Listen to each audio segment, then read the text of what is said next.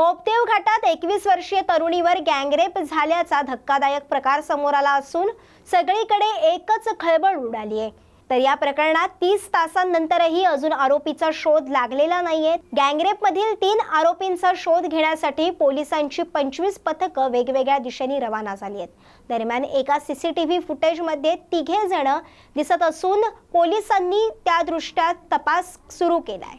घटनेनंतर 15 मिनिटांनी हे संशयित पुढे जाऊन थांबले असावेत असा संशय पोलिसांनी व्यक्त केलाय।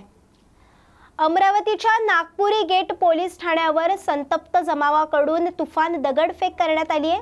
तर पोलीस स्टेशनची नासधूस करून पोलिसांच्या वाहनांवरही दगडफेक केली आहे। तर पोलीस व्हॅनसह दुचाकी फोडल्या असून दगडफेक केल्याने जमावावर पोलिसांकडून तुफान लाठीचार करण्यात आलाय।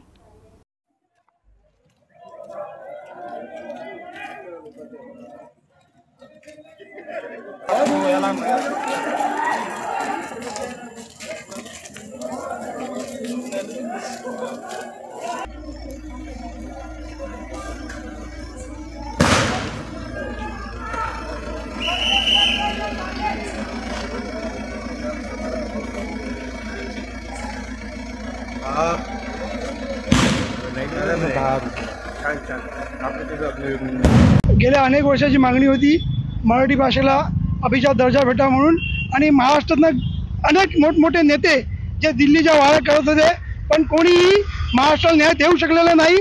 आम्ही पंतप्रधान मोदी साहेबांचे खूप खूप आभारी आहोत की त्यांनी महाराष्ट्राला अभिजात दर्जा दिलेला आहे।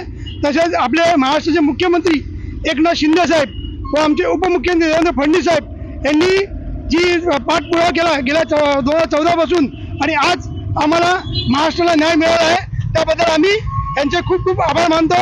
मोदीजींनी असंच काम करावं आणि प्रत्येक समाजाला न्याय द्यावा अशी मी विनंती करतो। आज काय कार्यक्रमाचं आहे? आज आमच्या इथे महाराष्ट्र कल्चर म्हणून आम्ही एक संगीतचा छोटा कार्यक्रम ठेवलेला, तसेच भजनी मंडळ होते, विविध कार्यक्रम नवीन मित्रमंडळातर्फे होत असतात आणि तुम्ही बघाल की लोक दर्शनासाठी आवर्जून येत आहेत। मी लोकांना ही विनंती करतो की त्यांनी महाकालेश्वरचं दर्शन घ्यावं।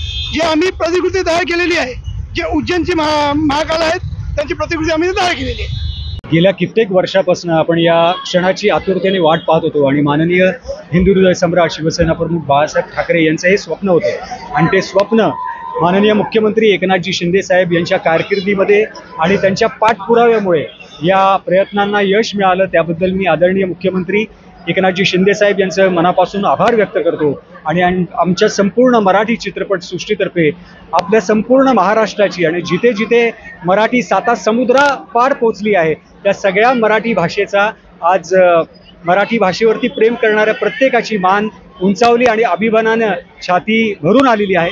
तर मी आई जगदंबेच्या कृपेने नवरात्राच्या या उत्सवामध्ये हा दर्जा मिळाला त्याबद्दल मी माननीय पंतप्रधान नरेंद्रजी मोदी यांचं मनापासून आभार व्यक्त करतो। तर अशाच बातम्या बघण्यासाठी पाहत राहा न्यूज मराठी 24/7। नवा भारत नवा विचार।